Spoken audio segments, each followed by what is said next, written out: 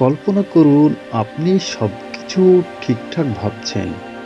আপনার পরিবার, আপনার ব্যবসা, আপনার জীবন।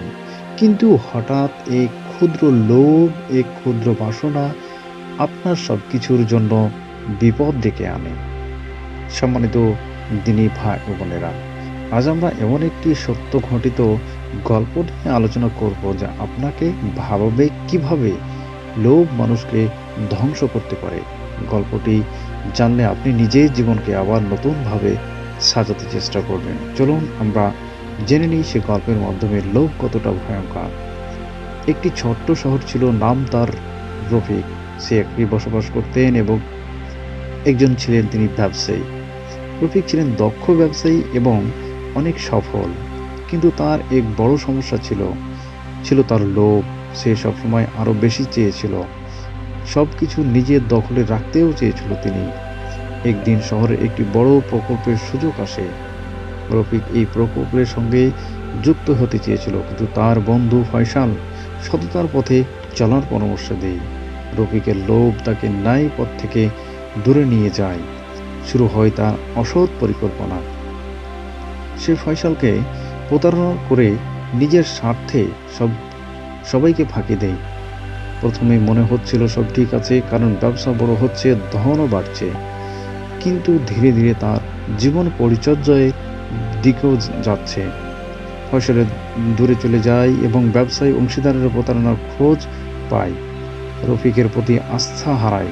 পরিবার দ্বন্দ্ব সৃষ্টি হয়। দিনের শেষে রফিক একা হতাশ এবং বুঝতে পারে তার লোভেই তার ধ্বংসের কারণ। এখানে এই গল্পের সবচেয়ে বড় শিক্ষা কি জানেন? লোভ কখনোই স্থায়ী সুখ দেয় না, বরং এটি ধীরে ধীরে মানসিক সম্পর্ক, শান্তি এবং জীবনের সফলতাকে ধ্বংস করে দেয়। আপনি হয়তো ভাবছেন, ছোট্ট লোভ কি সত্যি বিপর্যয় ডেকে আনতে পারে? আসুন একটি উদাহরণ দেখি। ধরুন কেউ প্রতিনিয়ত সামান্য প্রতারণা করে ছোট্ট ছোট্ট সুবিধা অর্জন করতে চায়। প্রথমে মনে হয় তেমন বড় ক্ষতি নেই, কিন্তু সময়ের সঙ্গে সঙ্গে বিশ্বাসঘাতকতা এবং প্রতারণার চক্র বৃদ্ধি পায়। শেষ পর্যন্ত সে নিজেই সব হারিয়ে বসে। এটি রফিকের গল্পের সাথে পুরোপুরি মেলে যায়। প্রিয় দর্শক বিন্দু, আপনার জীবনে কি কখনো এরকম ছোট লোভ দেখা দিয়েছে যা পরে বড় সমস্যার সৃষ্টি হয়েছে? ভাবুন তো একবার। শেয়ার করুন কমেন্টে। যদি সেরকম পরিস্থিতি পড়ে থাকেন, ইনশাল্লাহ চেষ্টা করেন সেখান থেকে বের হয়ে আসার।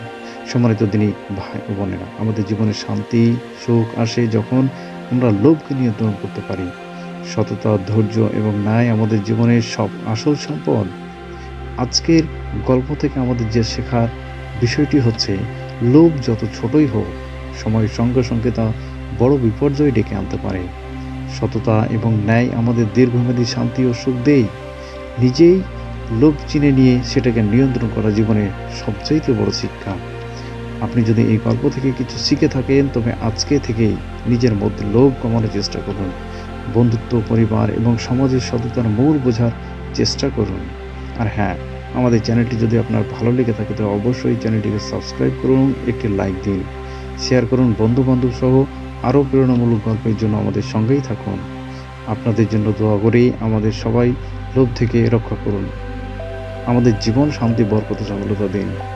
পরবর্তী ভিডিও দেখার আমন্ত্রণ জানিয়ে এখানে শেষ করছি। আসসালামু আলাইকুম ওয়া রাহমাতুল্লাহি ওয়া বারাকাতুহু।